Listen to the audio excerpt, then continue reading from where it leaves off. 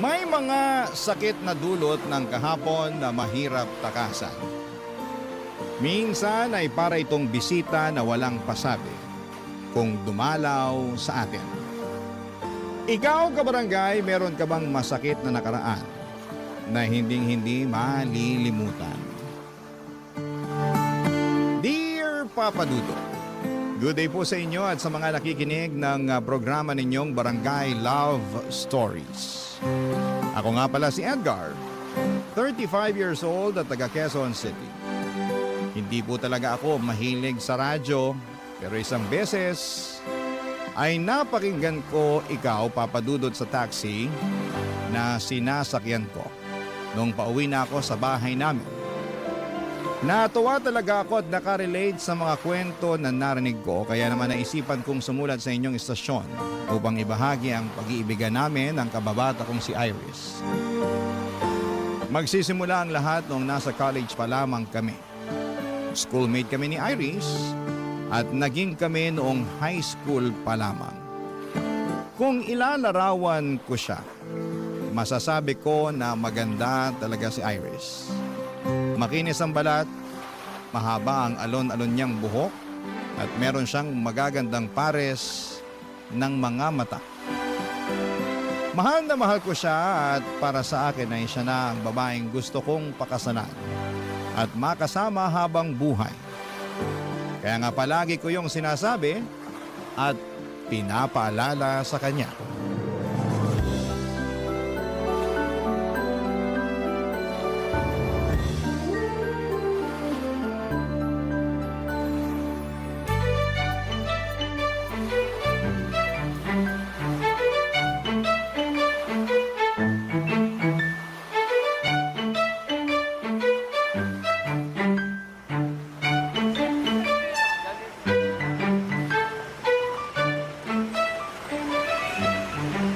Nagustuhan mo ba yung fishball sauce nila Manong dito? Ay oo, ang sarap. Naparami tuloy ako ng lagay kanina. Ayos lang yun. Kung gusto mo pa, magsabi ka lang ha. Libre ko. Naku, baka maubos naman yung allowance mo kakalibre sa akin ng fishball Sus! Mura lang naman yung fishball eh. Ayos na yun. Tsaka date natin to kaya ako ang taya. Thank you, pero marami-rami pa naman akong natusok kanina. Tingin ko ayos na to. Okay, sige. Kain ka lang. Salamat. Hayaan mo, sa susunod kapag nakagraduate na tayo at meron na tayong sari-sariling trabaho, ako naman ang manlilibre sa'yo. Siyempre, hindi porke ikaw yung lalaki, ikaw na dapat ang laging taya sa mga date natin. Ililibre mo rin ako ng fishball? Hindi lang fishball. Kahit anong masasarap at mamahaling pagkain na gusto nating kainin. Ano bang pangarap mong kainin? Parang wala naman. Iba kasi yung gusto ko. Hindi yung mga pagkain na bibili sa restaurant. Eh ano? Luto mo. Luto ko? Eh hindi nga ako marunong magluto. Yung simpleng pagpiprito nga lang ng itlog, palagi ko pang nasusunog. Kaya lagi rin akong pinapagalitan ni nanay eh. Paano raw ako mag-aasawa kung pagprito lang ng itlog eh hindi ko pa magawa ng tama? Anong sagot mo? Sabi ko, wala pa naman sa isip ko yung pag-aasawa kasi mga bata pa tayo. Tama naman, di ba? Oo, tama naman. Tsaka, nag-aaral pa tayo at yun ang mas focus ko. Kaya, pasensya ka na dahil hindi mo muna matitikman ang masarap na version ng luto ko. Dahil hindi ko pa yan priority na pag-aralan. Baka kasi pag sumarap ng mga luto ko isipin ng nanay ko na gusto ko na mag-asawa. Uy, pero wag naman sasama loob mo ha. Kagaya nga ng sinabi ko, mga bata pa tayo at nag-aaral pa lang. Hindi naman masama ang loob ko. Tsaka, naintindihan ko naman ang punto mo eh. Sure? Promise? Sure, promise.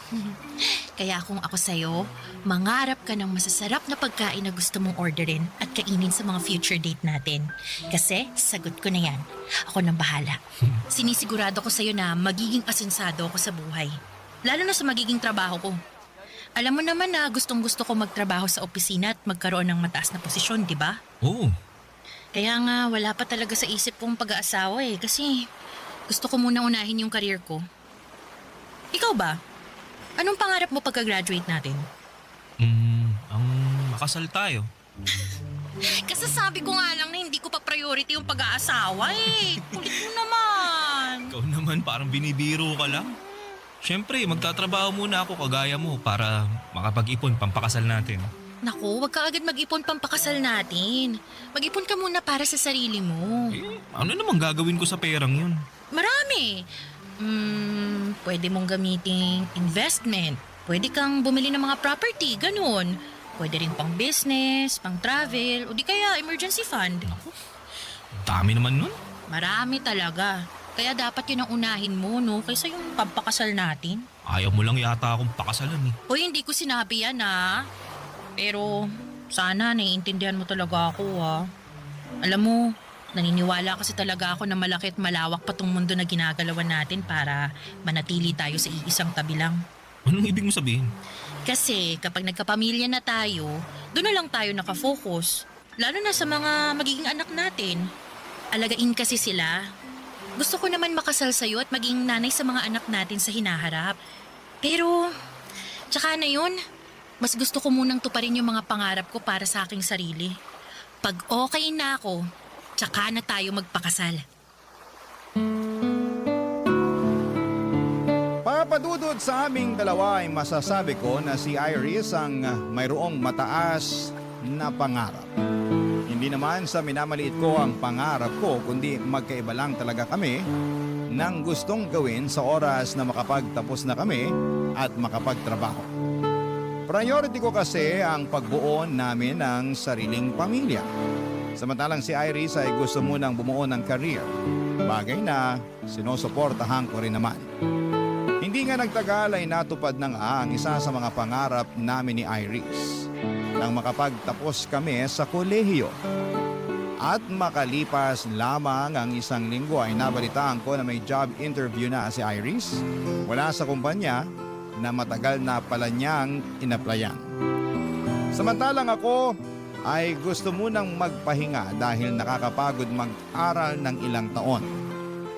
Noong natanggap ni Iris ang trabaho ay saka naman ako nag-apply ng mapapasukan. Hindi nagtagal, pareho na kaming may sariling trabaho at makaraan ng 2 taon ay nag-decide na kaming mag-live-in papadudot.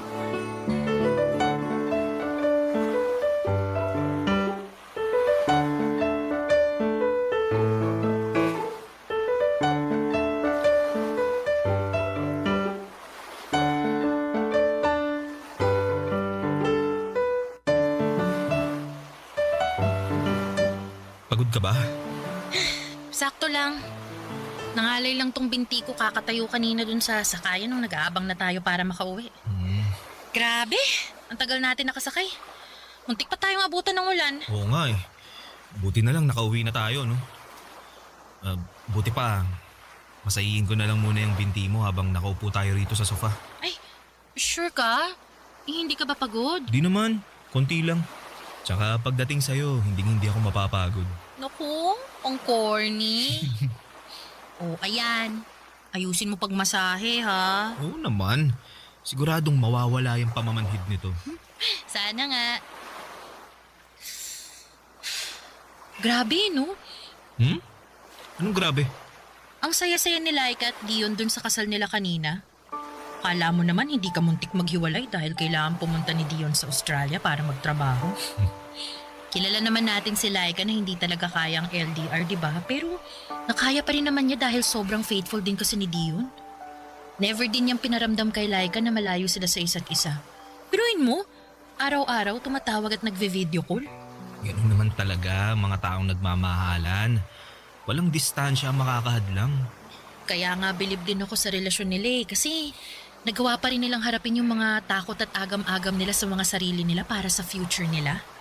Yang si Dion, ayaw niyan sana magtrabaho sa ibang bansa kasi nga raw iba yung kultura doon kaysa rito sa Pilipinas. Tsaka kakagraduate lang natin noon, aalis agad siya. Si Laika naman, ayaw sa LDR pero sumugal pa rin sila. Sabi sa akin ni Laika pareho raw nilang pinag-ipunan ni Dion yung ginastos sa kasal nila. Pero mas malaki pa rin daw doon yung parte ni Dion. Tapos meron din daw silang kanya-kanyang savings at meron din para sa magiging anak nila. Galing no? Nakakatuwa sila. Oo nga, nakakatuwa nga. Tayo kaya, no? Anong tayo? Kailan kaya tayo? Ikakasal? Sira? Hindi. Magkaka-baby. Gusto mo ngayon na, unahan na natin yung dalawa. Hoy, ayoko pa. Pero ka naman sa pagtutoy. Sorry naman. Pero seryoso ba yun? Na ayaw mo pang magka-baby tayo? Oo, seryoso. Pero hindi naman na tayo mga bata eh. Tsaka nakatira na tayo sa isang bubong na parang mag-asawa. Parang pa lang, pero hindi pa tayo kasal. O edi, will you marry me? Sira, ikaw talaga, no? Anong ako? Seryoso ko rito, nagpo-propose ako sa'yo. Talaga? Eh bakit walang sing-sing? Anong wala? Meron, teka. Kukunin ko ah. Uy, sandali! Uy, joke lang! Joke lang kasi! Anong joke lang? Alam ko naman na may sing-sing ka na dyan kasi... Kasi nakita ko nung nakaraang araw nung nag-aayos ako ng kwarto natin. Hala, nakita mo? Ibig sabihin, sorpresa yun. Ayos lang naman, pero... Pero hindi pa rin naman ako handang magpakasal sa'yo eh. Kaya, okay lang din na na huwag ka muna mag-propose. Ano pa? Di pa nga ako nagpo-propose, rejected na ako agad. Hindi naman sa ganun, pero... Pero sana naiintindihan mo, Edgar. Naiintindihan ko naman na hindi ka pa handa na magkapamilya tayo. Tsaka, yung sing-sing na yun, andun lang naman yun. Di yun mawawala. Nakatabi lang yun kung kailan ka nahanda. Thanks, Edgar. Tsaka, salamat din sa pagmasahe ng binti ko ah. Medyo nawala na nga yung ngalay. Wala nga naman. Buti pa, maliligo na ako para makatulog na tayo. Okay, sige. Lock mo yung banyo. Baka pasukin kita. Sira ka talaga.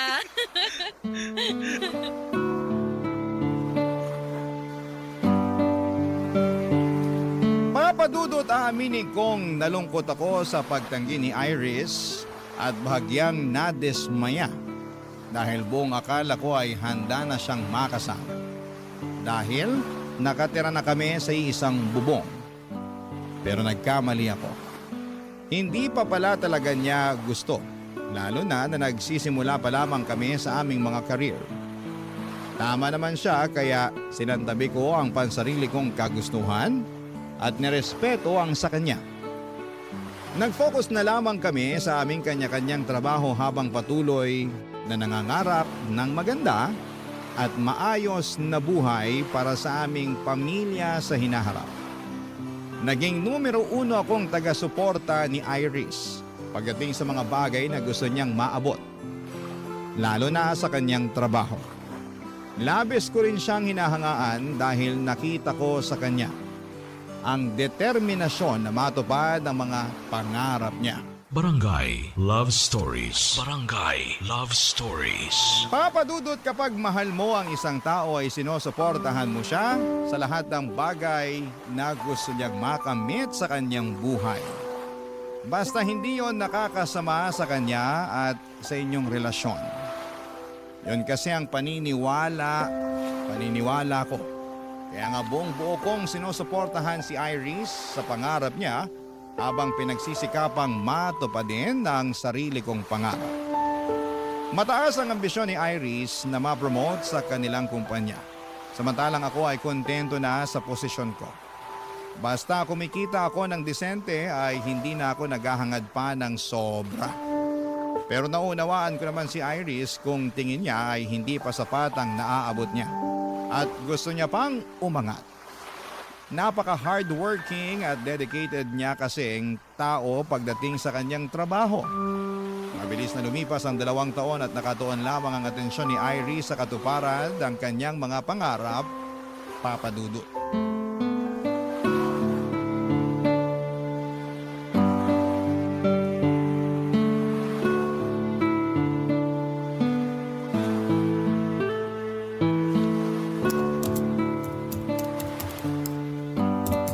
Babe, kanina ka pa dyan sa harap ng laptop mo ah. Hanggang dito ba naman sa bahay? Nagtatrabaho ka pa rin? Grabe ka naman sa kanina pa. Mga 30 minutes pa lang naman ako nagtatrabaho ah. Tsaka, kailangan ko na kasing gawin to eh. Dahil baka matambakan ako pag sa opisina ko pa to ginawa. Eh wala ngang alam yung boss ko kundi magparush ng trabaho kahit nga hindi pa nakakasayad yung puwet ko sa upuan. Gaano pa ba katagal yan bago matapos? Di ko alam. Ano ba yan? Anong ano ba yan? Ano ba to? Trabaho ko nga. Alam ko, nakikita ko. Pero gusto ko lang naman napansinin mo ko dahil malapit na ako magselos dyan sa trabaho mo eh. Ano ka? Bata para magselo sa trabaho ko? Babe naman eh. Yung kasi ang pinapalabas mo eh. May paselos-selos ka pang nalalaman eh, may trabaho ka rin naman. Meron nga pero ginagawa ko lang sa opisina at hindi ko inuuwi dito sa bahay natin. So, anong pinapalabas mo? Masama na kahit hanggang dito sa bahay nagtatrabaho ako? Hindi sa ganun babe. Pero ang akin lang sana magkaroon naman tayo ng quality time. Yun bang tayo lang at wala kang trabahong ginagawa? Anong tayo lang? Eh magkasama naman tayo sa bahay ah. Hindi pa ba sapat yun? Iba naman yun eh. Paanong iba? Sige nga, ipaintindi mo sa akin kasi nabobo ko bigla eh.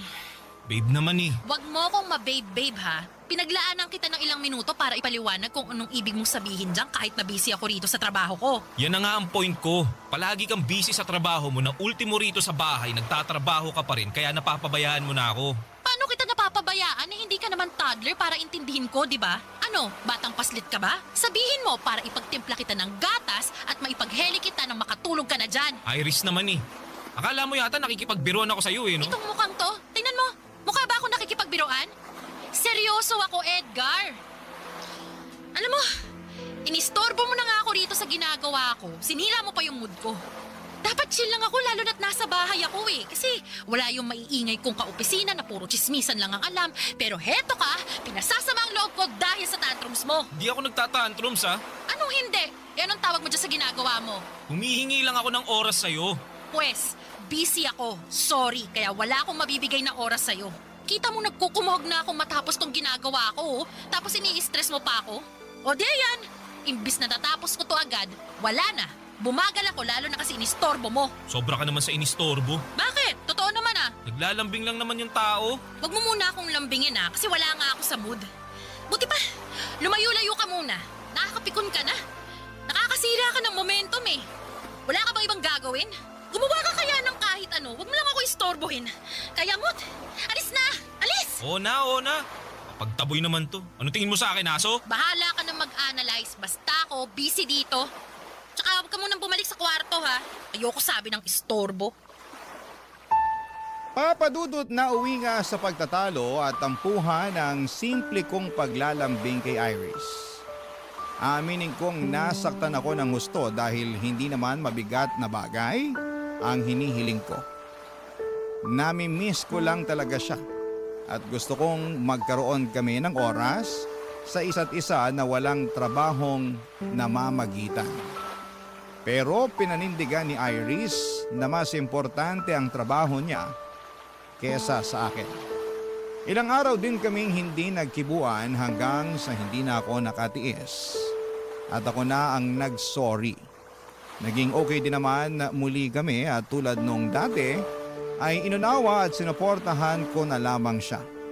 Hanggang sa nagbunga ang pagsisikap ni Iris nang ma-promote siya sa pinaka-aasam-asam niyang posisyon. Kaya naman labis ang saya naming dalawa. Kaya lang papadudod ay doon pa lamang pala magsisimula ang pinakamalaking pagsubok sa aming relasyon. Dahil nga lalong naging busy si Iris sa kanyang trabaho, papadudod.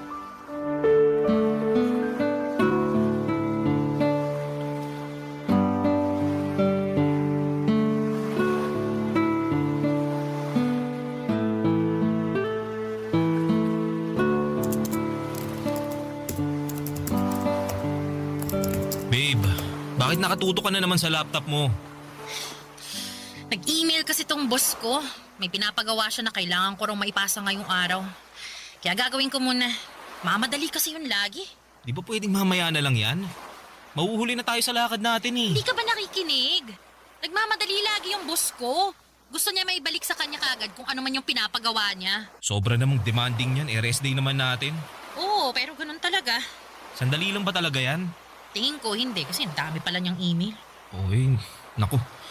Huwag mo sabihin na gagawin mo lahat yan ngayon. As usual, trabaho ko to eh.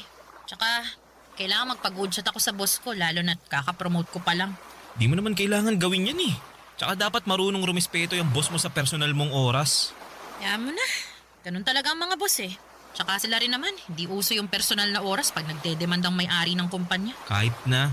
Hindi naman tayo robot na nakaprogram lang para gumawa ng trabaho na iuutos nila. Tao tayo, no? Ano ka na naman eh. Ako na naman. Hindi mo na naman naiintindihan yung trabaho ko. Palibasa, hindi mo maranasang maging busy sa buhay mo. Di naman yata tama na ikumpara mo yung trabaho ko sa trabaho mo. Hindi ko naman kinukumpara. Sinasabi ko lang kasi mukhang hindi naman tayo nagkakaintindihan eh. Nagagalit ka na naman eh. Akala ko ba proud and happy ka na na-promote ako? Proud and happy naman talaga ako. Pero may importante kasi tayong lakad ngayong araw, di ba? Papunta na nga sana tayo kung di lang nag-email sa'yo yung boss mo eh. Tingin ko, di na ako makakasama sa lakad natin. Ano ka mo? Paano na lang yung birthday party ni Mama? Tuloy pa rin naman yung kahit wala ako dun, di ba? Oo nga, pero hahanapin ka nila sa akin, Iris. Hintay lang ka na lang. Sabihin mo, busy o may emergency. Bala ka na.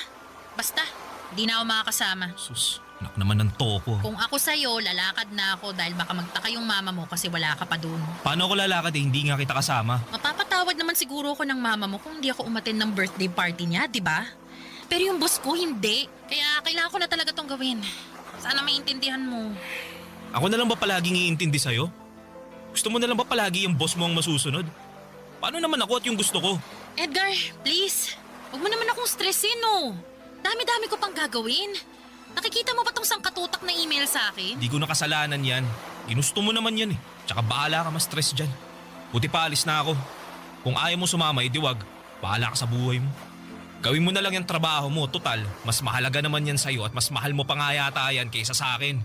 Edgar naman eh. Huwag mo naman akong kontrolin. Pinagsasasabi mo. Di kita kinokontrol, no? Gusto mo na unahin ko yung ibang bagay kaysa sa trabaho ko na hindi hamak na mas importante. Paano hindi pagkontrol yung kung yung gusto mong masusunod? Kinukonsensya mo pa ako eh. Mukha namang wala kang konsensya eh. Kaya bahala ka na dyan, alis na ako. Edgar! Diyan ka na. Papa Dudut, hindi totoo na gusto kong kontrolin ang buhay ni Iris. Kaya naman naggalit ako nang sabihin niya sa akin ang bagay na yon. Sa katunayan ay mas kinokontrol pa nga siya ng trabaho niya. Kaya naman apektado ang aming relasyon. Pero hindi yon nakikita ni Iris dahil mas galit siya sa akin at para sa kanya ay sarili lamang ang iniisip ko. Pero hindi yun totoo dahil sinusuportahan ko siya at patuloy na sinusuportahan pa rin sa mga bagay na gusto niyang makamit, lalo na sa trabaho niya. Kaya bago pa kami mauwi sa matinding away ay nagdesisyon na akong umalis mag-isa. Samantalang si Iris ay nagpaiwan sa bahay para gawin ang mga trabaho niya. Siyempre hinanap siya ng parents ko pero nagdahilan na lamang ako na may nakakahawa siyang sakit kaya hindi ko na siya sinama pa. Naniwala naman sila pero pinayuhan nila akong umuwi ng maaga upang may makasama sa bahay ang aking nobya, Papa Dudut. Barangay Love Stories. Barangay Love Stories. Papa Dudut, hindi kami agad nagkaayos ni Iris matapos ang away namin yon. Tumagal pa ng 1 linggo bago kami nagpansinan. Sa katunayan ay bigla na lamang kaming nag-usap na parabang walang nangyari. Noong nagtangka akong pag-usapan namin ulit ang away namin ay agad sinabi ni Iris na kalimutan na lang daw namin yon. Kasi ayaw na niyang ma-stress pa. Pero ramdam ko na malaki na ang pinagbago ni Iris, lalo na sa pakikitungo niya sa akin. Oo, magkasama pa rin kami sa isang bubong at magkatabi sa kama pero mas gusto na lamang niyang nakatalikod sa akin kapag matutulog kami. Ayaw niya na hinahawakan, niyayakap o dinidikitan ko siya. Hindi na rin kami sabay kumain lalo sa hapunan dahil madalas na siyang ginagabi galing sa trabaho at kumain na raw siya. Pag rest day naman namin ay natutulog lamang si Iris maghapon para makabawi daw ng lakas. O di kaya ay lumalabas siya para makipagkita sa mga kaibigan niya. Kaya nga naisipan kong bumawi sa kanya sa pamamagitan ng pag-aasikaso sa kanya at pagluluto ng paborito niyang pagkain nang sa ganon ay unti-unti ko ulit makuha ang loob niya. Kaso'y hindi naman pinapansin ni Iris ang mga effort ko hanggang sa isang gabi ay kinausap niya ako.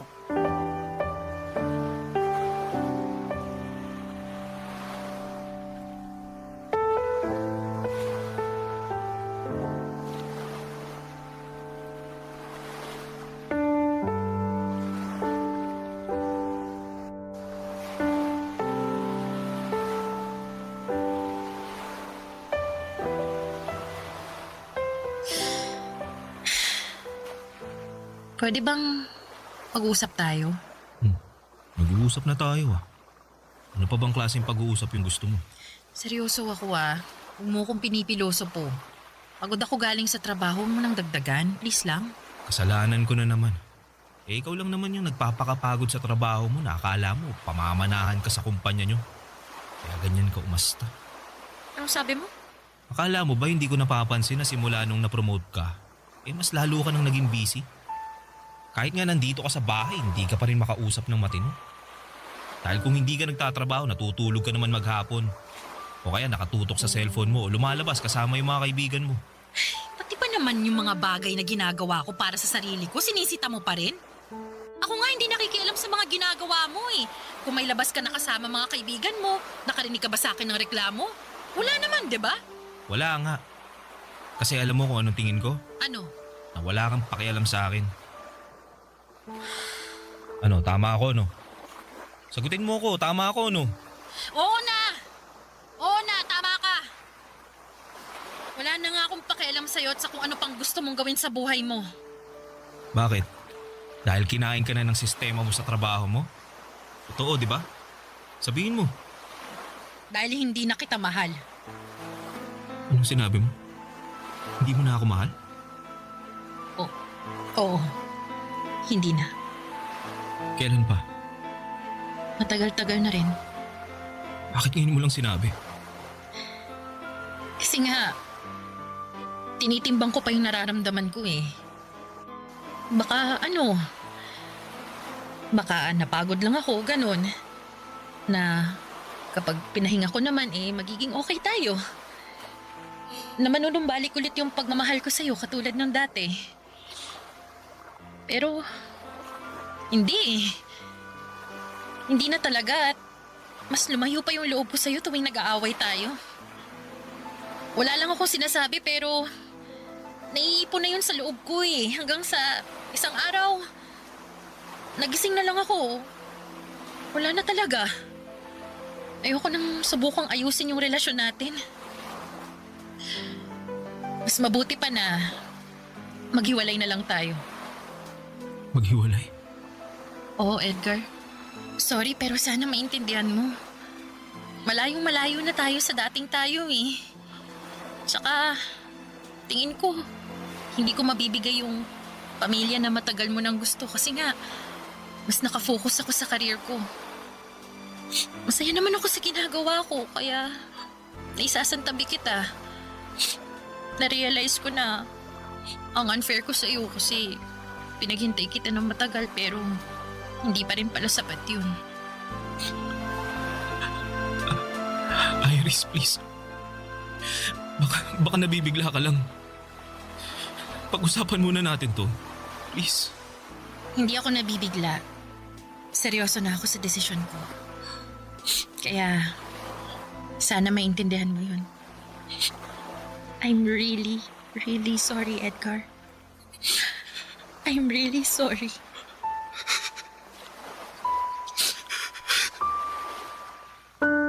Papadudot masakit pa rin pala kahit na inaasahan ko na mangyayari ang bagay na yon. Hindi ko napigilang umiyak dahil para bang pinipiga ang puso ko sa tindi ng sakit. Nagmakaawa pa nga ako kay Iris pero ramdam ko talaga na ayaw na niyang ayusin ang aming relasyon. Kaya naman nagpaubaya na lamang ako. Siguro'y nagbago na lang talaga ang priority niya at hindi na ako doon kasama. Kaya nga kahit na malungkot ay kailangan ko yung tanggapin. Umalis na rin si Iris sa nirerentahan naming apartment at nakiusap siya na huwag ko na siyang kukulitin pa. Sa abot ng makakaya ko ay nirespeto ko ang kahuli-hulihan niyang hiling at nag-focus na lamang sa pag-move on. Papadudot, makalipas ang 9 na taon. Neto namang 2025 ay nadya ng kapalaran na magkita ulit kami ni Iris sa kasal ng common friend namin.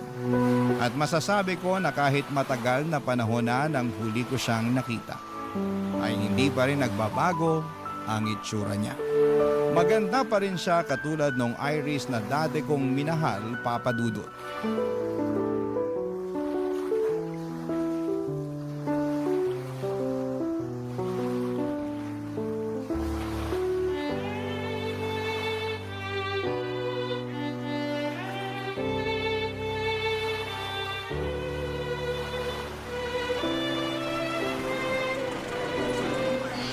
I'm sorry, Edgar, pero matagal na akong kinakain ng konsensya ko eh.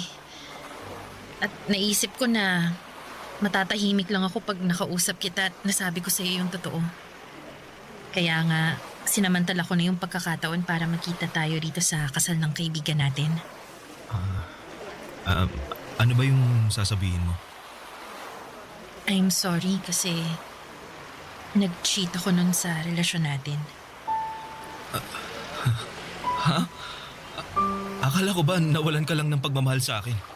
Totoo naman yun, pero kasi may iba na kasi akong nagugustuhan nun at yun nga, yung napangasawa ko.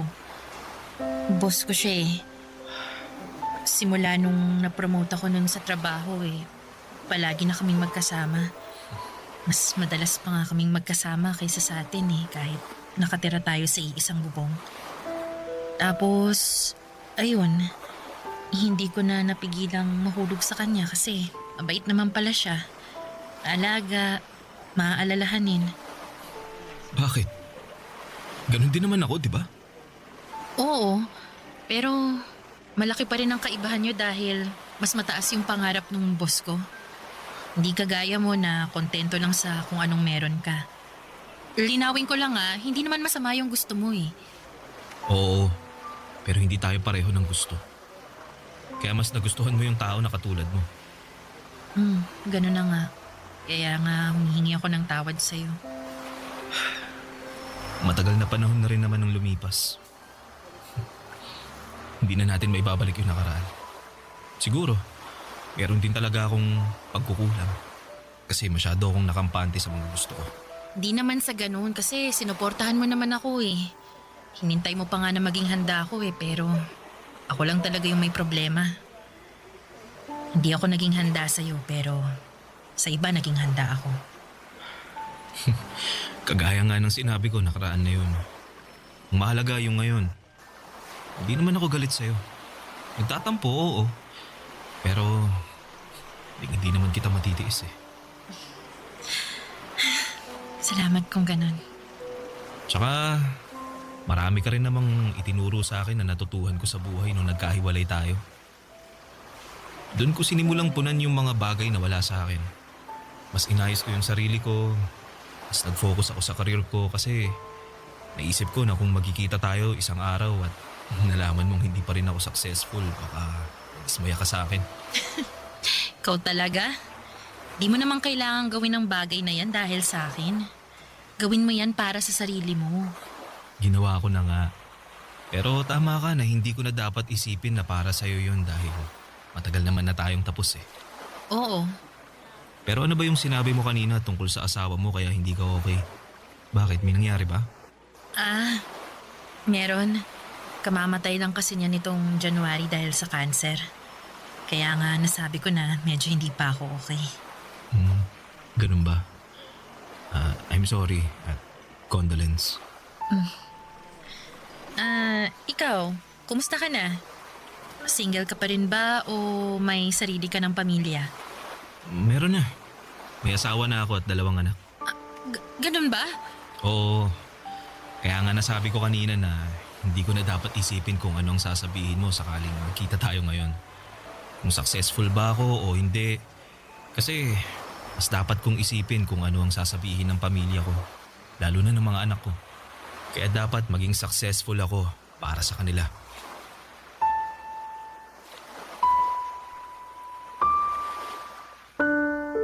Papadudot na putol na ang pag-uusap namin ni Iris nang tawagin siya ng isa naming kaibigan.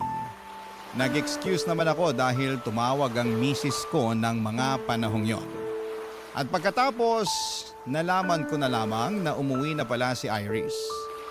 Masaya ako na nakita ulit kami pagkalipas ng mahabang panahon, ngunit malungkot dahil meron siyang pinagdaraanan.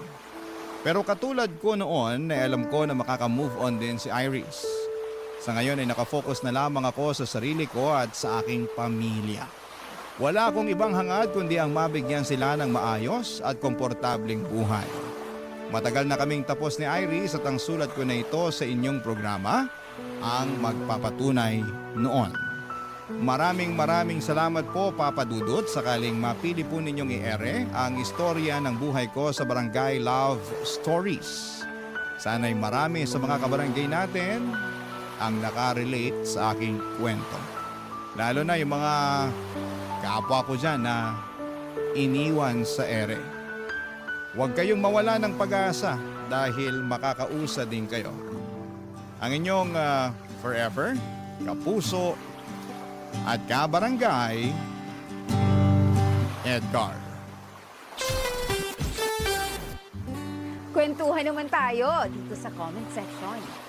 Ang mga kwento ng pag-ibig, kwento ng buhay, at kwento ng pag-asa dito sa Barangay Love Stories.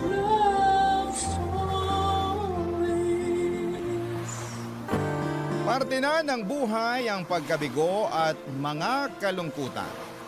Ngunit hindi lamang ang mga ito ang magdidikta sa ating kapalaran dahil ultimo masasalimuot na bagay ay may katapusan. Ikaw, kabarangay, sinubukan na ba ng pagkakataon? Dear Papa Dudu, naranasan niyo na ba na mabigo sa pag-ibig? Up to the point na hindi na kayo naniwala sa kapangyarihan ng pana ni Cupido dahil kota na kayo sa heartbreak. Ako kasi ay oo at tinanggap ko na lamang talaga na hindi na ako makakatagpo ng matinong lalaki na mapapangasawa. Pero bago tayo mag-dive sa masalimuot kong love life, ay pabati muna po Papa Dudut ng isang magandang araw sa mga katulad kong avid listener ng Barangay Love Stories. Ako nga pala si Emmy. Simpleng babae na taga 13 Martires, Cavite. Kaka 36 ko lamang this year at kasama ko sa munti naming tindahan ang maganda kong Mamas Celia na fan ni Papa Dudut. Sa katunayan ay siya ang humimok sa akin na magpadala ng sulat sa inyong istasyon upang maipangalandakan ko raw sa buong Pilipinas ang aking love story. Kagaya ng sinabi ko kanina ay medyo hindi talaga ako sineswerte pagdating sa aspetong yon ng buhay ko. At ang mama ko nga ang saksi sa bawat luha na iniiyak ko, sa bawat maling lalaki na nakikilala ko.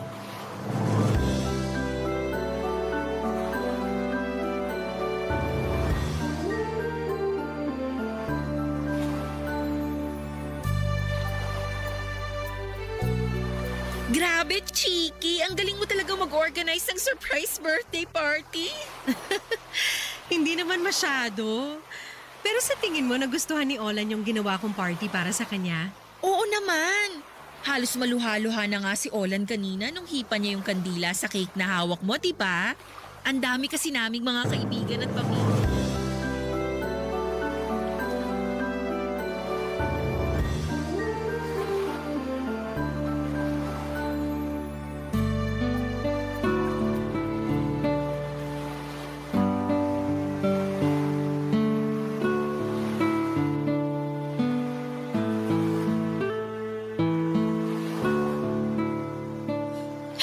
Tapos ayun, nagkahulihan na kaming tatlo.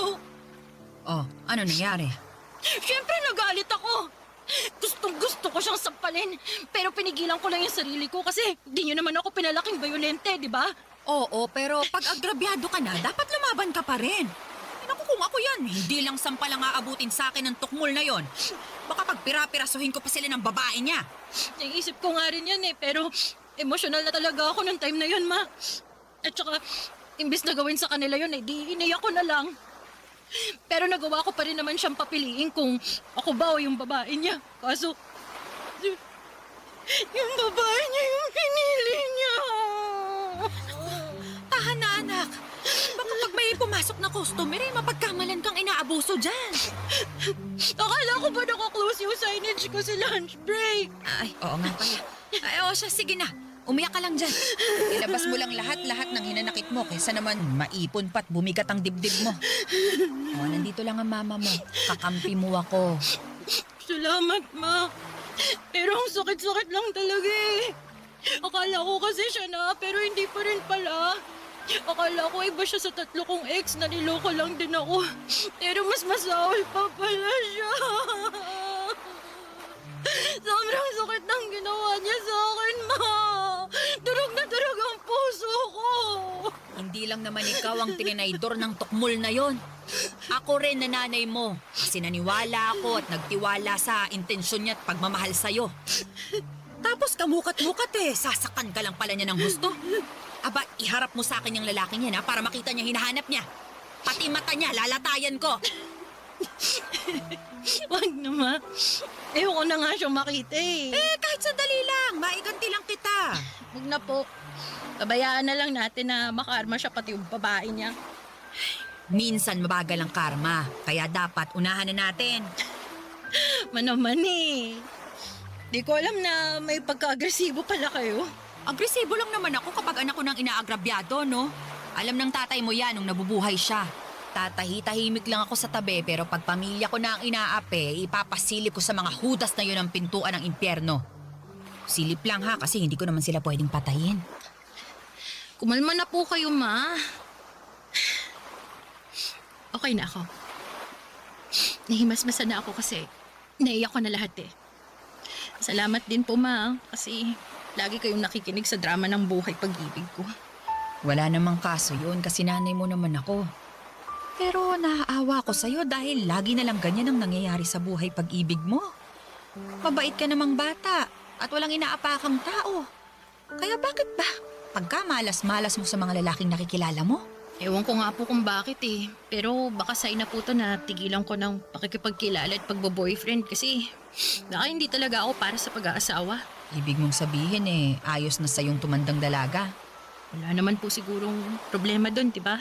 Wala nga, pero hindi ba pwedeng magpabuntis ka na lang? Kahit wala na yung asawa kasi sakit lang naman sila ng ulo mo Tsaka para lang may apo na ako, anak. Ewan ko sa inyo, ma. Kung ano-ano na lang sinasabi niyo. Biro lang. Hindi ko naman nila lahat na manloloko ang mga lalaki. Meron pa rin namang mga kagaya ng tatay mo na loyal talaga sa asawa. Kaya lang dahil sa sobrang bait ng taong yun maagang kinuha sa atin ng Diyos.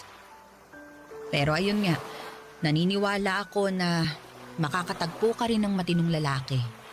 Yung mamahalin ka ng tunay, aalagaan, irerespeto at siya na rin nawang makakasama mo hanggang pagtanda mo.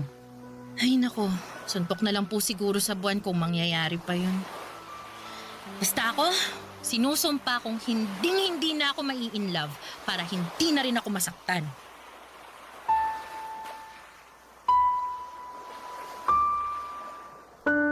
Papa Dudut, that was 2017 before pandemic. 28 years old na ako noon at counting split at tumbling na lamang ay malapit nang lumagpas sa kalendaryo ang aking edad. Naka-4 na boyfriend na rin naman ako simula makapagtapos ako sa kolehiyo pero lahat sila ay may common denominator. At yon ay ang pagiging unfaithful nila. Kaya nga pagkatapos ng huli kong heartbreak ay sumumpa ako sa harapan ng nanay ko with matching pa-cross my heart pa na hindi ako mai-in love. Kaya naman binuhos ko na lamang ang lahat ng panahon ko sa munti naming negosyo.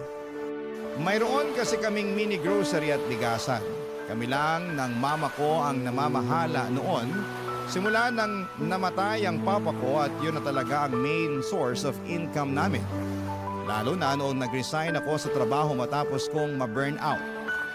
Sa kakailangan din kasi ni mama ang aking tulong. Mabilis na lumipas ang 5 buwan. Masasabi kong okay naman ang takbo ng lahat hanggang sa may asungot na dumating sa buhay ko na ang pangalan ay Nolan.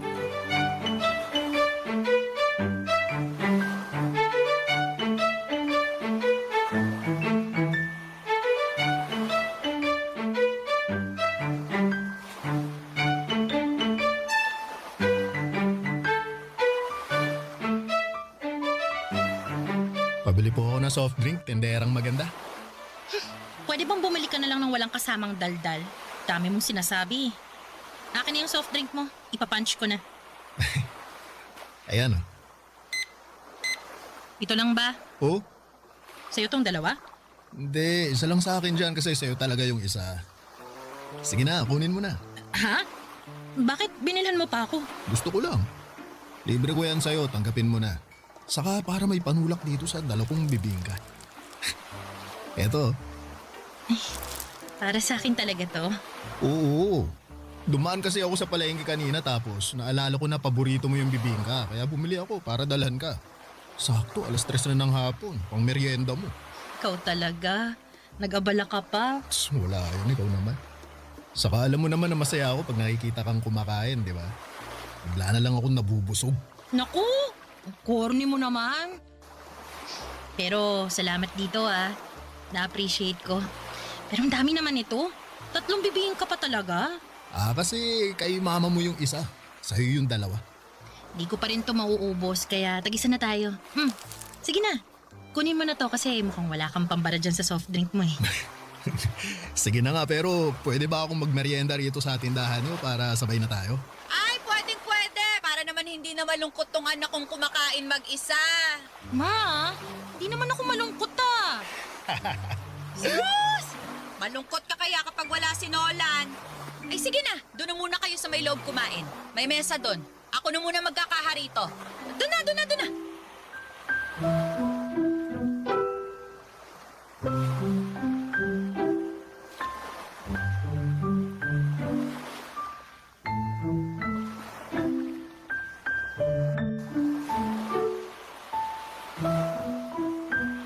Ma, kayo na mag-closing? Okay na kayo rito? Oo na, kayang-kaya ko na to. Sige po, aalis na ako. Diretso ka na ba sa bahay niyan? Opo, para makapagluto na ako ng hapunan natin. May bago akong recipe na susubukang lutuin. Siguruhin mo lang na masarap yan, ha? Kailan pa ba ako nagluto ng hindi masarap? Paalala lang naman. O siya, mag-iingat ka na. Gandang gabi po, Aling Celia. At sa'yo na rin, Emmy. O, magandang gabi rin, Nolan. May bibilhin ka ba? Naku, wala po. Ang totoo, nandito ako para sunduin si Emmy kasi plano ko siyang ihatid sa bahay niyo. Kaya naman pala. Hala, hindi ako nagpapahatid sa kanya, Ma. Paano mo nalaman na uuwi ako ng ganitong oras, ha? Anong paanong nalaman nabanggit mo kaya kanina nung nagmemeryenda tayo. Sabi mo, uuwi ka ng maaga kasi magluluto ka. May nakita ka mong bagong recipe online. Yun naman pala, anak. Hayaan mo na si Nolan na ihatid ka para alam ko na ligtas kang makakarating sa bahay. Naku, baka saan mo ko dadalhin? Lagot ka talaga sa akin. Aling Celia, yung anak niyo mukhang may iba pang gustong puntahan, no? Hoy, tumigil ka nga! Wala po ako ibang gustong puntahan, Ma. Wala naman akong sinabi, Tsaka malaki ka na. At may tiwala naman ako dyan kay Nolan. Oo, narinig mo yun? May tiwala sa akin mama mo. Pangako po, Aling Celia. Iingatan ko ang anak niyo at ihahatid ko siya ng ligtas sa bahay niyo. Papadudot nagtatrabaho si Nolan bilang construction worker sa isang commercial building na ginagawa di kalayuan sa aming tindahan. At palagi sila ng mga kasamahan niya na bumibili na makakain at maiinom sa amin. Masasabi kong mabait si Nolan, papadudot, magalang, lalo na sa mga nakakatanda, kaya nga tuwang-tuwa sa kanya ang mama ko. Bukod doon ay gentleman din siya at asikasong-asikaso niya ako, lalo na sa tuwing inihahatid niya ako sa bahay namin. May kalayuan din kasi ang tinitirhan namin ni Mama sa tindahan namin at maraming aso sa daanan.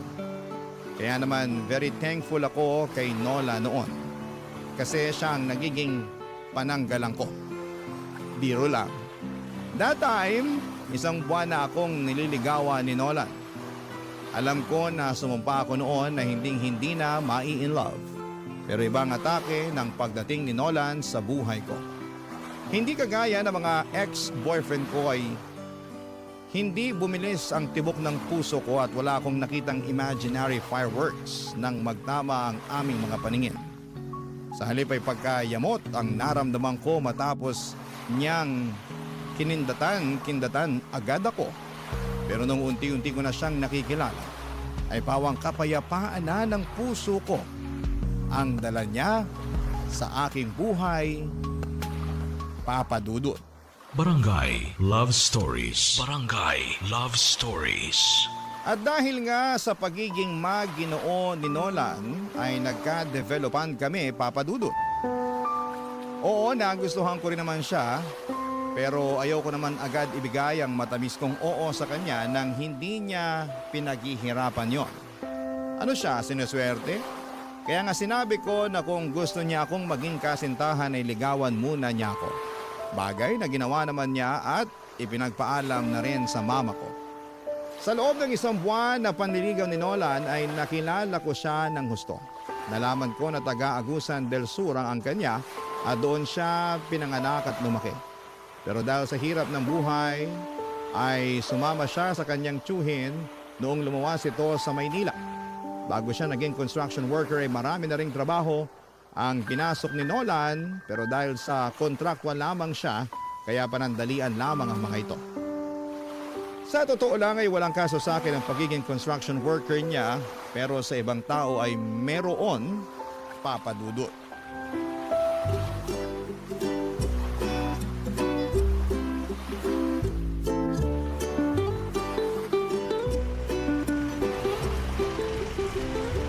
Buti naman naisipan mo na sumama sa amin ng mga tropa natin. Hirap mo na mayayain lumabas sa totoo lang. Kaya ito, sinundo na kita para wala ka ng kawala. Grabe naman yung parang wala na akong kawala, Mon. Pero mas grabe ka kasi daig mo pa yung artista sa hirap mong hanapan ng bakanting oras para mailabas. Miss ka na namin kakwentuhan, no? Miss ko na rin naman kayo. Kaso, alam mo naman na walang katulong si Mama sa tindahan namin, di ba? Buti na nga lang nandyan yung pinsang ko na kinuha muna niyang tindera kasi gusto raw mamasukan ngayong bakasyon. Kaya ito, may oras na ako para lumabas. Buti naman. Emmy! Emmy!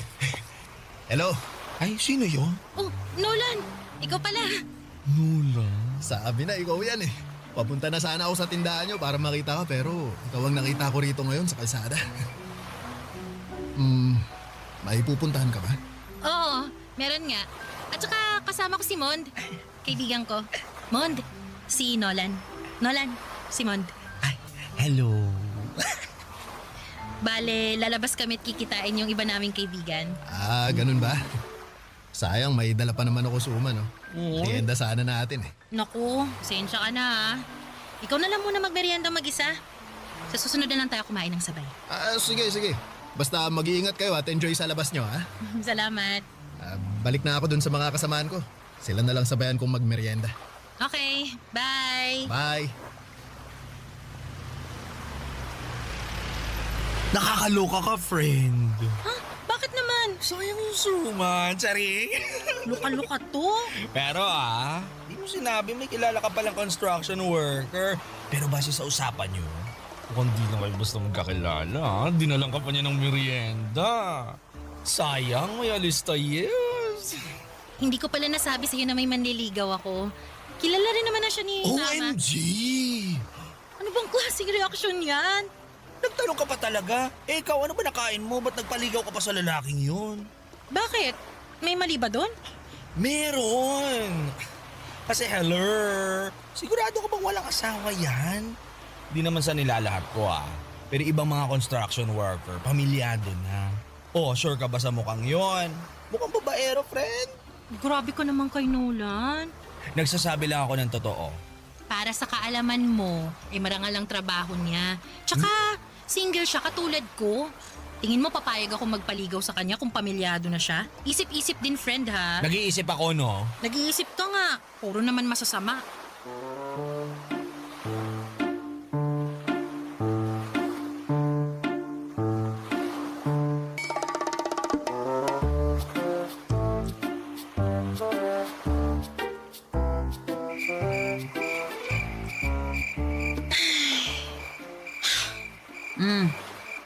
Kanino ko pa napapansin yung pagbubuntong hininga mo dyan, anak ka?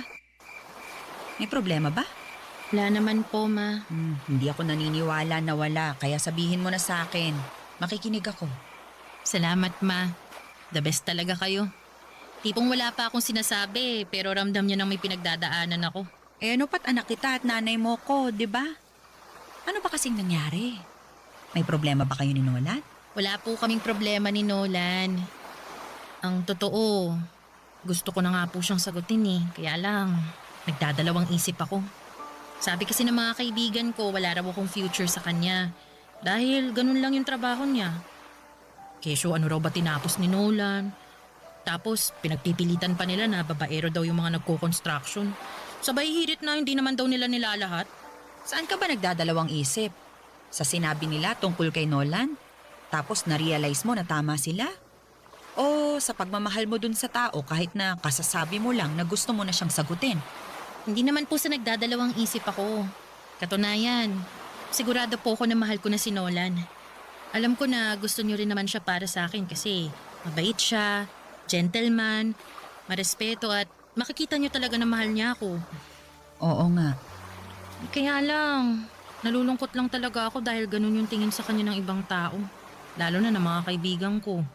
Ibig mong sabihin, nag-aalinlangan ka kasi ano na nga lang ba ang sasabihin ng iba sakaling sagutin mo siya. Tama? Ganun na nga po, ma. Pero hindi naman sila ang nasa relasyon, anak. Kayong dalawa ni Nolan. At wala naman silang alam sa mga bagay na nagawa at naiparamdam sa'yo ni Nolan. Kung may alaman sila, mababaw lang. Kakaunti, kumbaga. Kasi ikaw yung lubos na nakakakilala sa kanya. Dapat talaga tinitikom na lang nila ang mga bibig nila kung wala naman silang mabuting sasabihin. Maling-mali ang manghusga lalo na kung ang basehan lamang nila itsura at estado ng isang tao. Hindi naman tayo pare-pareho ng kapalaran. Kaya anak, kung mahal mo si Nolan, huwag kang matakot ituloy anuman ang meron kayo. Kasi ang importante, masaya ka. Masaya kayo. Yun lang ang isipin mo at wala nang iba.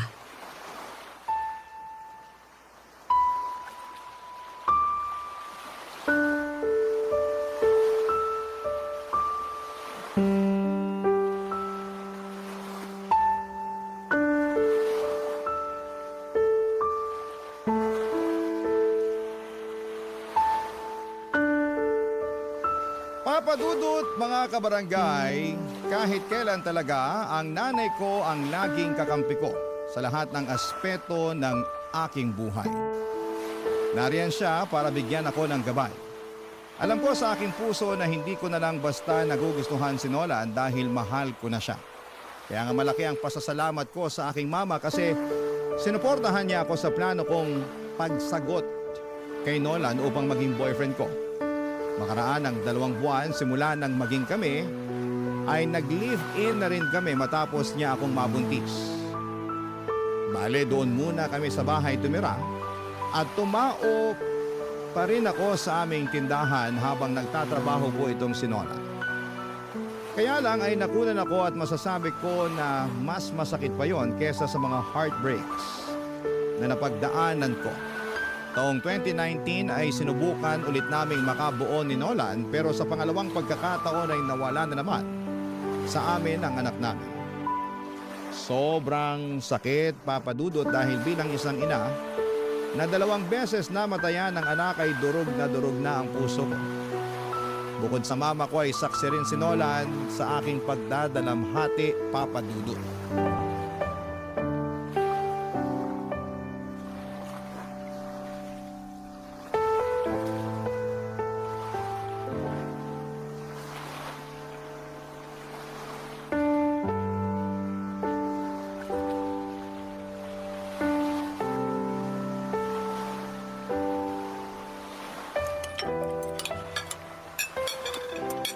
Oh, bakit hindi ka kumakain, mahal?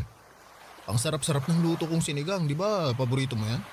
Oo nga, pero hindi ko malasahan eh. Nako, ay sakit ka ba? Wala. Pero wala lang din akong ganang kumain. Di nga ako gutom kaya matutulog na lang siguro ako. Uy, teka. Mamaya ka nang umalis, mahal. Bakit ba? Anong bakit ba? Kanina ka pa hindi kumakain tapos sasabihin mo hindi ka nagugutom? Totoo namang hindi pa ako nagugutom. Sa lagay marunong ka pa sa tiyan ko. Hindi naman sa nagmamarunong ako pero bakit ka ba kasi naiinis dyan? Nagtanong ka pa. Sinong hindi maiinis sa kakulitan mo? Saan ka nakakita ng pinakain kahit busog? Sige nga. Nag-aalala lang naman ako sa'yo bilang asawa mo. Pues hindi ko kailangan ng pag-aalala mo. Kaya kong sarili ko. Oh, bakit ka ba sumisigaw? Nakakainis ka kasi! Alam mo, buti pa maghiwalay na tayo. Ha? Ano bang sinasabi mo dyan? Sabi ko maghiwalay na lang tayo. Kasi wala namang saysay yung pagsasama natin dahil wala tayong anak. Diba? 2 beses na akong nakunan. Ibig sabihin, walang kakayahan ang lintik na matres na to na magdala ng bata. Kaya laging nalalaglag at nawawala sa atin. Kaya naisip ko na baka ayaw talaga tayong bigyan ng anak. Kaya nga hiwalayan mo na lang ako para makahanap ka ng babaeng kaya kang gawing tatay. Eh bakit ko naman gagawin yun? Eh mahal kita. Hindi ka ba nakikinig? Hindi nga kita kayang gawing tatay. Hindi kita kayang bigyan ng anak kasi nga may problema yata tong matres ko. 2 anak na natin yung nawala sa atin, Nolan. At kahit nagustuhin ko pang subukan ulit natin, natatakot na ako baka maulit lang yung nangyari. Ang sakit-sakit sa akin. Bilang isang babae na umaasa na magiging nanay, tapos sa isang iglap, mawawala na lang sa sinapupunan ko yung anak natin. Na minsan ko naramdamang buhay na buhay sa loob ko. Kaya nga tinanggap ko na lang na hindi tayo magkakaanak eh. Kaya hindi kita pipiliting samahan ako sa buwisit na sitwasyon na to. Ako ang pumili na samahan ka at manatili sa tabi mo dahil hindi lang naman pagkakaroon ng anak ang habol ko sa relasyon natin, Emmy. Mahal na mahal kita at hindi ko kayang mabuhay na wala ka sa piling ko. Baka nasasabi mo lang yan sa ngayon. Pero babawiin mo rin yan pag tumagal. Kaya nga hanggat kaya ko pang matiis yung sakit, iwanan mo na lang ako. Hindi ko gagawin yun dahil mahal kita. At kapag mahal ka ng isang tao, di ka nila iiwan, ano man ang mangyari. Ewan ko sa'yo, Nolan. Bakit bang tigas ng ulo mo? Makinig ka naman sa akin, oh. Binibigay ko na nga sa'yo yung kalayaan mo kasi ikaw meron ka pang pagpipilian. Pwede ka pang magkaanak. Samantalang ako hindi na. Ayoko nang magkaanak kung hindi naman kita makakasama. Ayos lang sa akin na hindi maging tatay. Ang hindi ayos sa akin, yung ipagtabuyan mo at mawala ka sa akin. Mahal kita, Emmy. Hindi lang sa mga panahon na mabuti, kundi lalong-lalo na sa mga pagkakataong sinusubok tayo. At nakahanda akong patunayan sa iyo yung pagmamahal na yun sa pamamagitan ng pananatili sa tabi mo. Kaya pakiusap, huwag mo na akong paalisin. Huwag mo na akong itaboy. Kasi nasasaktan ako.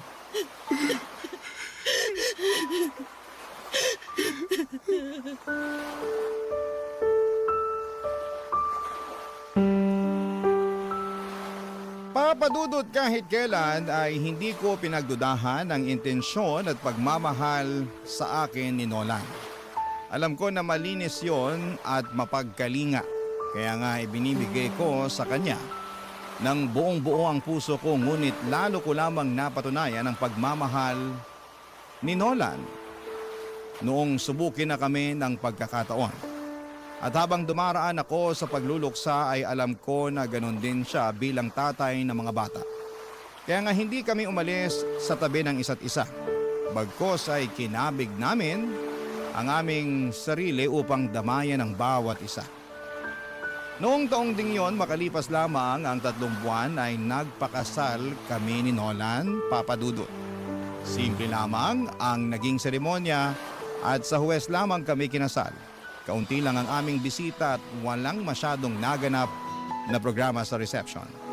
Ngunit ipinangako sa akin ni Nolan na hindi niya ako iiwanan habang buhay at pakamamahalin.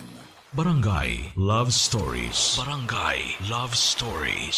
Papadudot dahil nga kasal na kami ni Nolan ay pangarap na naming makapagbukod ng bahay.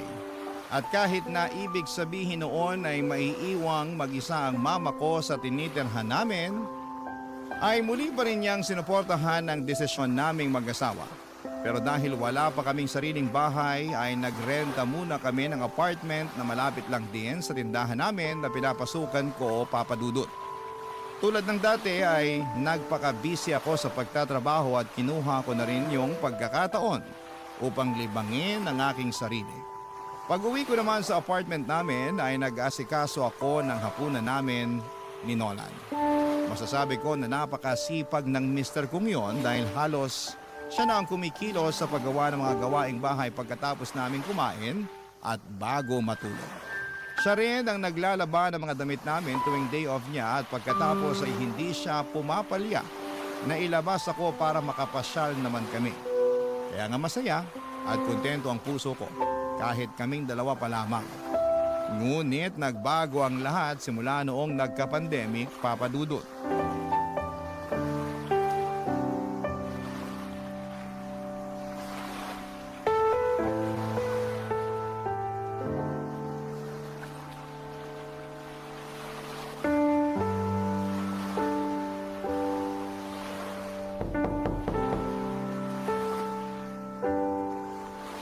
Nandiyan na! Ay, mahal. Hello, mahal. Ako nang bahala mag-disinfect ng sapatos mo dyan sa labas. Pasok ka na kasi mukhang pagod na pagod ka eh. Oo nga, hinahanap na ng puwet ko yung upuan eh. Upo ka muna, tapos mag-spray ka ng alcohol. Isasara ko na muna tong pinto. O, sige. Gusto mo ng tubig? Mamaya na, di naman ako nauuhaw. Pero pwede bang mag-usap tayo kasi may sasabihin sana ako. Ano yun? Teka, uupo muna ako. Tungkol saan ba yung pag-uusapan natin? Medyo kinakabahan yata ako, mahal.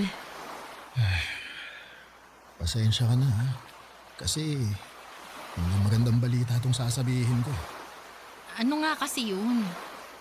Simula bukas, wala na akong trabaho. Ha? Bakit naman? Postpone yung proyekto namin dahil sa pandemic. At di naman daw kami kayang swelduhan ng amo namin nang wala kaming ginagawa. Sabi nila, ipapatawag na lang daw kami pag naging maluwag na yung quarantine. Pero sino ba naman ang nakakaalam kung kailan mangyayari yun, di ba? Saka tinapat na kami ng forma namin na baka matagalan pa yun. Kaya mabuti pa, maghanap-hanap na raw kami ng ibang pagkakakitaan. Naku, ang hirap pa naman maghanap ng bagong trabaho ngayon dahil sa higpit ng quarantine. Oo nga, pero hindi naman tayo pwedeng tumigil at umasa na lang sa ayuda ng gobyerno dahil matagal pa yun. Kaya nga may naiisip akong gawin eh, kaso hindi ko alam kung paano ko sisimulan. Sige lang, sabihin mo sa akin. Baka makatulong ako. Gusto ko sanang mag-apply na rider. Yung bang nagde-deliver ng pagkain at kung ano-anong pasabay na pwedeng bilhin sa labas. Uso naman yun ngayon, lalo kailangan ng mga tao dahil nga limitado pa yung pwedeng lumabas, di ba? Kaya lang, ang problema, wala akong motor eh. Naisip ko namang hiram sa tsuhin ko pero hindi pa ako nakakapagsabi. Kaya lang, sabi mo nga, di ba? Uso yun ngayon, kaya baka ginagamit din ng tsuhin mo yung motor niya. Ay, buti pa, kay mama tayo manghiram. Hindi ng motor kasi wala naman siya nun eh. Yung pera pambili ng motor, kahit yung mumurahin lang. Uy, naku, wag na. Nakakaya naman sa mama mo, mahal. Hindi yun. Akong bahala. Tsaka sigurado naman ako na maiintindihan ni mama yung sitwasyon eh. Subukan lang natin. Kung may papahiram siya, edi salamat. Kung wala, salamat pa rin. Ay, kunin ko lang yung cellphone ko. Tawagan ko siya.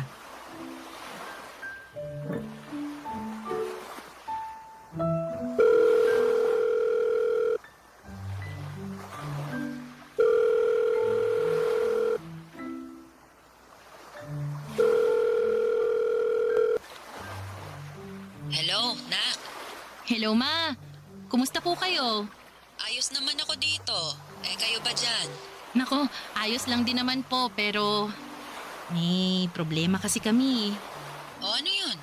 Nawalan po ng trabaho yung asawa ko gawa nitong pandemic. Pero plano niya sanang maging delivery rider.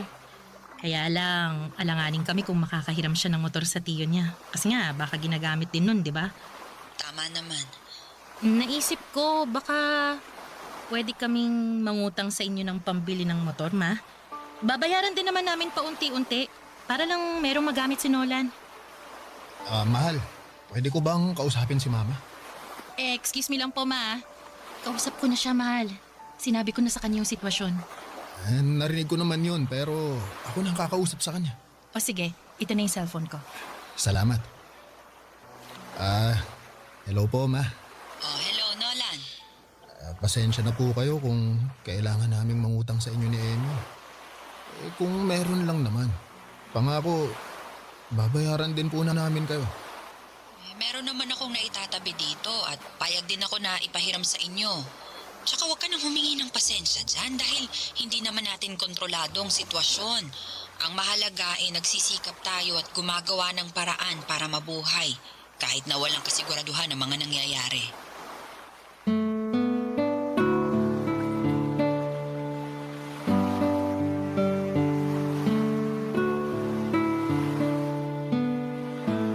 Papadudot malaki ang naging epekto ng pandemic hindi lang sa amin ngunit sa karamihan ng mga Pilipino na naghahanap buhay. Naparalisa talaga nito ng husto ang kabuhayan natin ngunit hindi nawala ng pag-asa ang asawa ko dahil madiskarte siya. Malaki rin ang pasasalamat ko sa aking nanay na nagpahiram sa amin ng pera upang maipambili niya ng motor na siyang ginagamit niya sa pagdi-deliver. Sobrang sipag at tiyaga ng asawa ko sa ginagawa niya. Kaya bilib na bilib ako sa kanya. Laging sinasabi sa akin ni Nola na gagawin niya ang lahat. Maibigay lang sa akin at sa magiging anak namin ang aming pangangailangan. At nakita ko talaga kung gaano siya ka-dedikado at ka-determinado.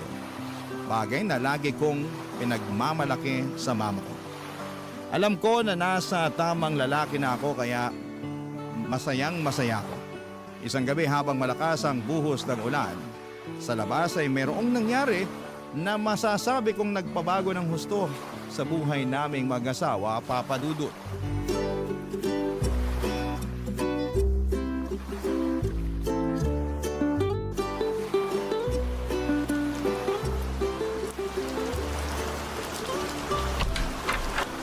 Ay naku! Basang-basa ka na sa ulan, mahal. Oo nga eh. Ang lakas, hindi kinaya ng kapote ko kaya umuwi na lang ako. Sayang tuloy yung extra na kikitain ko. Hayaan mo na muna yun kung ganyan naman kadelikado sa labas.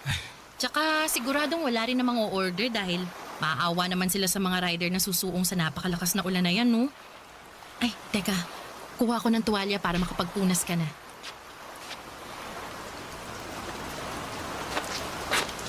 O, ayan. Magpunas ka muna. Salamat, mahal. Maligo ka na kaya? Baka magkasakit ka niyan eh. Maya-maya kaunti. Medyo giniginaw pa ako eh. Gusto mo bang lagyan ko ng mainit na tubig yung pampaligo mo para hindi ka ginawin? Pwede naman, pero ako na lang ang gagawa. Kaya ko na yan. Sus, yun lang naman. Yakang-yaka ko na yun, mahal. Oo nga, pero alam mo naman na pag nandito na ako sa bahay, dapat nagpapahinga ka na lang. Ikaw talaga, oh. Kontratuhin mo ko eh, para akong Reyna kasi halos hindi mo na ako pinagagawa ng gawaing bahay pag nandito ka. Alam ko rin kasi na kapag wala ako rito, marami kang ginagawa na gawaing bahay. Tapos nagluluto ka pa ng pagkain natin at inaasikaso mo pa ako, kaya syempre alam kong pagod ka. Pero gawain naman talaga ng mga asawang babae yun, di ba? Ang maglinis ng bahay, paglutuan ng pagkain, at asikasuhin ng asawa nilang lalaki. Oo, pero kapag kaya naman ng mga asawang lalaki, sila na ang gumawa.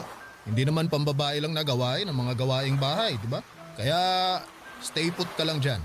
Magpahinga ka at ako na ang mag-iinit ng tubig maya-maya. Oh, sige. Pero hindi naman ako pagod ngayon eh. Hindi ako masyadong gumawa ng gawaing bahay, mahal. Oh, mabuti yun kasi nung isang araw naglampaso ka ng sahig at nagkuskus ng mga dumi-dumi dyan sa pader natin. Oo, kasi alam mo namang ayoko sa marumi. Kaya nga. Pero may rason talaga kung bakit hindi ako nagpapakapagod ngayon. Kahit na may mga gawaing bahay pa akong dapat gawin. Oh, teka, bakit? May sakit ka ba? Masama pakiramdam mo kaya hindi ka nagkikikilos? Hindi ah. O, kalmahan mo lang. Wala akong sakit, pero tama ka na masama ang pakiramdam ko simula pa kaninang umaga. Sa katunayan, pabalik-balik nga ako sa lababo kasi naduduwal ako. May nakain ka bang nagpasama sa sikmura mo? Saka hanggang ngayon ba? Masakit ba yan tiyan mo? Sabihin mo sa akin, mahal, para itatakbo na kita sa ospital agad. Kasasabi ko lang na kalmahan mo, di ba? Paano ako kakalmay ka mo? Nagsusukat, naduduwal ka. Teka ha? Anong nasa isip mo? Pwedeng mali eh, pero baka lang naman tama. Sige, ano nga yun? Buntis ka ba? Ako, sagutin mo na, mahal. Para kung hindi, itatakbo na talaga kita sa ospital. Uy, hindi mo na kailangan gawin yun kasi ayos lang naman ako. Tsaka, oo, Tama ka nga, kasi buntis ako. Magiging tatay na ako! Ang saya-saya ko! Ako rin naman, mahal. Masayang-masaya rin ako, pero hindi ko pa rin mapigilang mag-alala kasi baka maulit lang ulit yung mga nangyari dati. Natatakot ako pero mas nananaig pa rin yung kasiyahan kasi nga magkakaanak na tayo. Amy, natatakot din ako pero ipagpasa Diyos na lang natin ang lahat. Gawin pa rin natin yung makakaya natin para maalagaan natin si baby habang nasa tiyan mo pa. Pero syempre, kagustuhan pa rin ng Diyos ang masusunod. Oo, alam ko, mahal. Basta tanggapin na lang natin ano man yung mangyari. Pero umasa pa rin tayo na sa pagkakataong to eh. Sana mabigay talaga sa atin ng Diyos yung regalo na matagal na nating hiling. Oo nga, mahal. Sana nga.